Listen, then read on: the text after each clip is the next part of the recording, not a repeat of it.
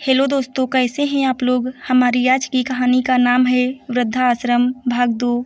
मैं बोला, बेटा कभी कभी नीचे दोस्तों के साथ टहलने जाता हूँ तो कभी कोई दोस्त कहता है कि रिक्शा में मंदिर चले जाते हैं। अब इस उम्र में इतना चलना हो नहीं पाता है कि मंदिर चलकर जा पाऊँ। तब जेब में 2 पैसे चाहिए होते हैं तो रिक्शा पकड़ सकते हैं, वरना दोस्तों के सामने शर्म महसूस होती है। सीमा बोली, पापा जी कोई ज़रूरत नहीं दूर दूर मंदिर जाने की, हमारे बगल वाले मंदिर ही जाया कीजिए ताकि रिक्शा के पैसे बच जाएं। मनीष बोला, पापा सीमा सही कह रही है। बस उस दिन से मुझे जेब खर्ची भी मिलनी बंद हो गई। मैं तो चुपचाप ज़िंदगी गुजर बसर कर रहा था और साथ ही भगवान से प्रार्थना भी कर रहा था, हे भगवान अब मुझे भी जल्दी उठा ले। सरस्वती न जाने मुझसे पहले क्यों चली गई। मुझे उसका बहुत सहारा था। उसके जाने के बाद बहुत अकेला महसूस करने लगा था मैं। थोड़े दिनों बाद घर में मनीष और सीमा आए दिन अपने दोस्तों को बुलाकर पार्टीज करने लगे। मेरे कमरे को वे लोग बाहर से ताला लगा देते। मैं उस छोटे से कमरे में पड़ा रहता, मगर एक रोज़ रात को बाहर पार्टी चल रही थी और मुझे कमरे में बेचैनी महसूस होने लगी। मेरा दम घुटने लगा तो मैंने दरवाज़ा खटखटाना शुरू कर दिया।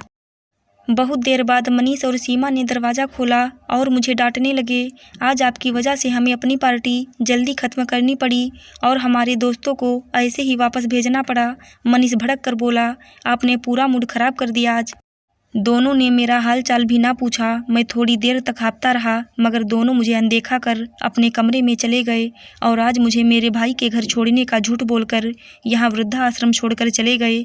मैं गिड़गिड़ाता रहा, मगर दोनों ने मेरी एक ना सुनी। रमेश जी की सारी कहानी सुनकर राजन की आंखें भी छलक पड़ीं। राजन बोला, बाबूजी फिर क्यों आप उन लोगों के साथ वापस घर जाना चाहते हो।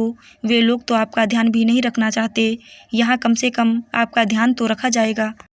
रमेश जी बोले, राजन उस घर से यादें जुड़ी हैं मेरी और सरस्वती की यादों के सहारे मैं उस घर में कैसे भी गुजारा कर लेता और चाहता था कि मेरी अंतिम सांसें मेरे घर में पूरी हों, मेरे घर से मेरी अर्थी निकले, इसलिए तो बेटे बहू का यह व्यवहार भी सहन कर रहा था।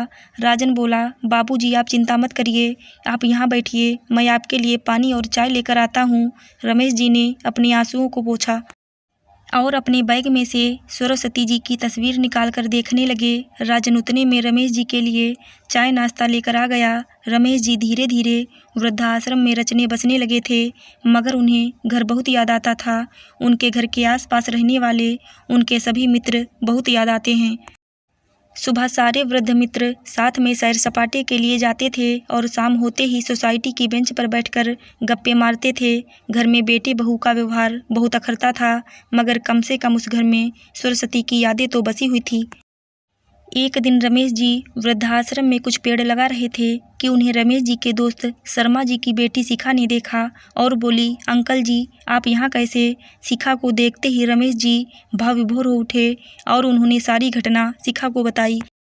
शिखा पेशे से वकील थी। दूसरे दिन ही मनीष के घर नोटिस पहुंच गया। नोटिस देखकर मनीष के पैरों तले जमीन खिसक गई। मनीष बोला, घर खाली करने का नोटिस आया है सीमा। सीमा गुस्से से बोली, मनीष तुम भी बुद्धू ही रहोगे। पापा जी को वृद्धाश्रम छोड़ने से पहले यह तो देख लेते कि घर का लोन उन्होंने पूरा भर दिया है या नहीं। अब हम क्या करेंगे, कहाँ जाएंगे। मनीष बोला, घर का लोन तो पूरा भरा जा चुका है सीमा, फिर पता नहीं यह घर खाली करने का नोटिस क्यों आया है। अभी की अभी इस वकील के पास चलते हैं जिसने हमें यह नोटिस भेजा है। मनीष और सीमा शिखा के पास पहुंचकर बोले, हमें यह घर खाली करने का नोटिस क्यों आया है, हम इस घर के मालिक हैं। शिखा ने अंदर से रमेश जी को बुलाया और बोली, अगर तुम दोनों इस घर के मालिक हो तो यह कौन है। रमेश जी को देखकर बेटा बहू हक्के बक्के रह गए और मनीष बोला, पापा आप बताइए इनको कि असली हकदार तो मैं ही हूँ इस प्रॉपर्टी का। आखिर उस घर पर मेरा भी तो उतना ही हक है जितना आपका। रमेश जी बोले, तुम असली हकदार कब से हो गए। उस दिन क्या कह रहे थे तुम कि मैंने तुम लोगों के लिए आखिर किया ही क्या है। तुम्हें पढ़ाया लिखाया इस काबिल बनाया कि तुम आज अपने पैरों पर खड़े हो और बहू तुम्हें हमेशा अपनी बेटी माना, मगर तुम दोनों ने मेरे साथ क्या किया। मुझे इस उम्र में जब तुम्हारी सबसे ज़्यादा ज़रूरत थी तुम लोगों ने मुझे वृद्धाश्रम पहुंचा दिया। शिखा बोली, कानून के अनुसार अगर बच्चे अपने माता पिता को घर से निकाल दे तो तो उनकी प्रॉपर्टी पर भी उनका कोई हक नहीं होता। मनीष और सीमा दोनों रमेश जी से माफ़ी मांगने लगे और मनीष बोला, पापा जी आप चलिए हमारे साथ ही रहिए, मगर हमें घर से मत निकालिए। सीमा बोली, पापा जी आप तो मुझे अपनी बेटी समझते थे ना, आप हमारे साथ ऐसा कैसे कर सकते हैं। शिखा बोली, तुम दोनों अपना यह नाटक बंद करो।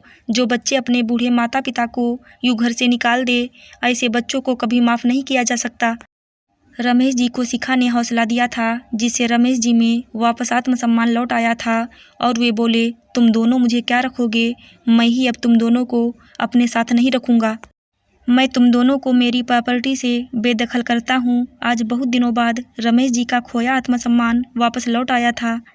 आशा करती हूँ दोस्तों आपको हमारी कहानी ज़रूर अच्छी लगी होगी। धन्यवाद।